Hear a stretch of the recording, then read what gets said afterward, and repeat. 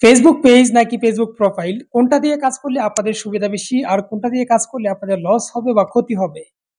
এই প্রশ্ন অনেকেরই ছিল। আজকের এই ভিডিওর মাধ্যমে সবকিছু একদম খোলাসা করে দিব যাতে আপনাদের কোনো সমস্যা আর না হয়। কোনটা দিয়ে কাজ করলে আপনারা দ্রুত এগোতে পারবেন আর কোনটা দিয়ে কাজ করলে আপনারা ডাউনে থাকবেন এই বিষয়টা আজকের এই ভিডিওতে বিস্তারিত তুলে ধরছি। ২ টা বিষয় খুবই গুরুত্বপূর্ণ। তার মধ্যে ১ম এ হচ্ছে ফেসবুক প্রোফাইল যা দিয়ে কাজ করলে আপনারা সবচেয়ে বেশি ক্ষতিগ্রস্ত হবেন। কিন্তু কেন ক্ষতিগ্রস্ত হবেন?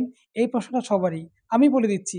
দেখেন আপনি যখন ফেসবুক প্রোফাইল দিয়ে কাজ করছেন তখন আপনার ফেসবুক পেজে ফেসবুক প্রোফাইলের ৫,০০০ ফ্রেন্ড লিমিট রয়েছে। তো এই ৫,০০০ ফ্রেন্ড যখন আপনি ফেসবুক প্রোফাইলটাকে প্রফেশনাল মোড অন করবেন, তখন সেটা আপনার ফলোয়ার হয়ে যাবে। এখন আপনি যে রিলেটেড ভিডিওগুলো আপলোড করছেন, সেই রিলেটেড ভিডিও এই Facebook ৫,০০০ যে ফ্রেন্ড আপনার রয়েছে যারা ফলোয়ার হয়েছে, তাদের কাছে Facebook টিম সাজেস্ট করবে বা তাদের কাছে রিচ করবে। তখন যদি তারা এই ভিডিওগুলো না দেখে বা এই ৫,০০০ ফ্রেন্ডের মধ্যে আপনার সব ফ্রেন্ড তো আপনার যে ভিডিওগুলো আপলোড করছেন, সেই ভিডিওগুলা পছন্দ নাও করতে পারে। তখন পছন্দ না করে যখন ইনকার করে চলে যাবে, তখন Facebook মনে করবে যে এই ভিডিওগুলো আপনার ফলোয়ারগুলা কি অ্যাকসেপ্ট করছে না বা তাদের পছন্দ হচ্ছে না। তখন আপনার রিচটাকে ডাউন করে দিবে। হ্যাঁ, এটাই হচ্ছে মারাত্মক ক্ষতি।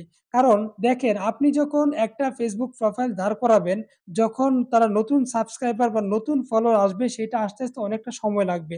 আর যারা অলরেডি ৫,০০০ ফ্রেন্ড আপনার ছিল, যারা আপনার ফলোয়ার হয়েছে, তারা হয়তো আপনার যে রিলেটেড ভিডিও তৈরি করছেন, সেই রিলেটেড ভিডিও পছন্দ নাও করতে পারে। সেই ক্ষেত্রে কিন্তু আপনার অনেক বড় একটা সমস্যা দাঁড়িয়ে যাবে। কারণ তখন Facebook অ্যালগরিদম মনে করবে যে এই যে ফলোয়ারগুলা তারা অ্যাক্টিভ না বা এই ফলোয়ারগুলা আপনার ভিডিওগুলা পছন্দ করে না। এটা হয়তো আপনার অন্য কোনোভাবে এই ফলোয়ারগুলা গেইন করেছেন। যার জন্য কিন্তু আপনার ভিডিওতে অনেক বড় একটা ইফেক্ট চলে আসতে পারে। এজন্য আপনার ভিডিওতে কিন্তু ভিউজও কমে যেতে পারে।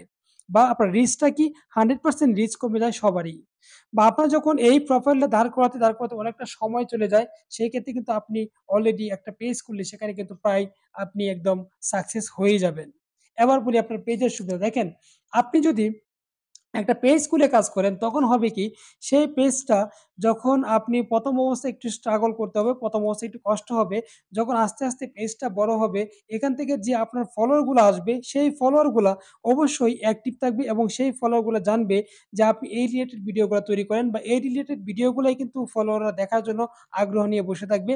আর তখন কিন্তু আস্তে, আস্তে আপনার ভিডিওতে রিচ বাড়তে থাকবে, কখনো কমবে না। এইজন্য সবার জন্য পেজটাই হচ্ছে পারফেক্ট। আমি অবশ্যই আমি সবাইকে সাজেস্ট করব যে আপনারা পেজ খোলেন। কারণ পেজের যে ফলোয়ার গুলো আসবে আপনার ভিডিওগুলা দেখে, দেখে যে ফলোয়ার গুলো আসবে এই ফলোয়ার গুলো আপনার ভিডিও সবসময় দেখবে। তাই আপনার পেজ কখনো ডাউন হবে না, আপনার রিচ কখনো কমে যাবে না। এবার প্রশ্ন করতে পারেন রিচ কোনটাতে বেশি? আমি এতক্ষণ এটাই বললাম, অবশ্যই রিচ বেশি পেজে। কারণ পেজে যে ফলোয়ার গুলো আসে, সেই ফলোয়ার গুলো সবসময় আপনার ভিডিওগুলা দেখবে। আর যে ফলোয়ার গুলো আপনার প্রোফাইলে ছিল অলরেডি আগে থেকেই, তারা কখনো আপনার এই ভিডিওগুলা দেখবে না বা আপনার ভিডিওগুলা পছন্দ নাও করতে পারে।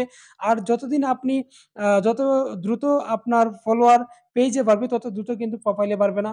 কারণ একটা পেজ সবসময় পেজ থেকে প্রোফাইল থেকে এগিয়ে যায়। একটা পেজ সবসময় প্রোফাইল থেকে অ্যাডভান্স থাকে। এজন্য সবাই পেজ নিয়ে কাজ করবেন। আশা করি বন্ধুরা বুঝতে পেরেছেন, একটা পেজের গুরুত্ব সবসময় প্রোফাইল থেকে বেশি। কারণ আপনি যদি চান দ্রুত কিছু করতে, দ্রুত যদি আপনি ভাইরাল হতে চান, দ্রুত আপনি একটা জায়গায় পৌঁছতে চান, তাহলে অবশ্যই আপনাকে পেজ নিয়ে কাজ করতে হবে। ভিডিওটি ভালো লাগলে অবশ্যই শেয়ার করে দিবেন। সবাইকে দেখার সুযোগ করে দিবেন। ধন্যবাদ সবাইকে।